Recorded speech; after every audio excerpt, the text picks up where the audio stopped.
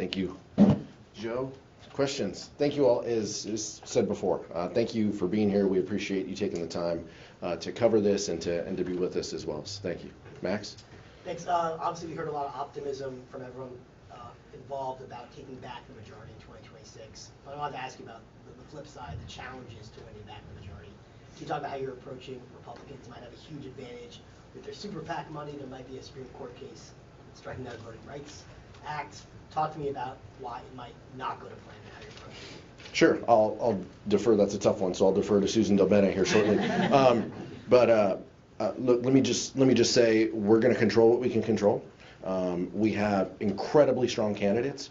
Our members, our frontline members who are in the toughest seats in the country, are outraising their Republican challengers by a very healthy clip.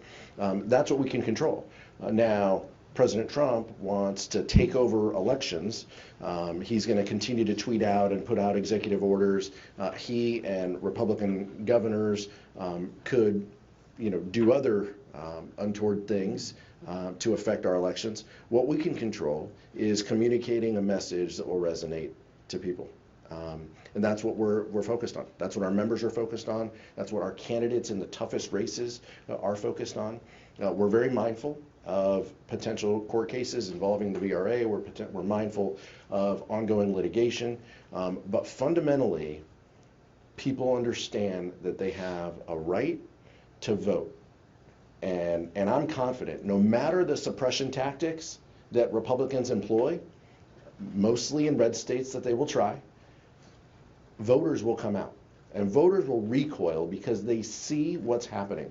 They see that Republicans are trying to stop them from exercising their franchise, because the only way they win, the only way they carry forward policies that only look after their billionaire class and themselves is by changing the election structure to favor themselves. That's what we're up against. We're very mindful. We're very clear-eyed. We're honest about the litigation efforts underway.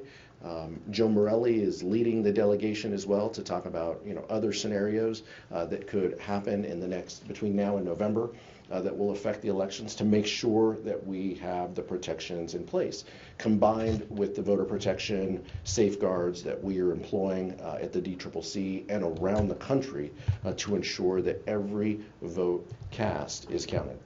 Susan Delbene?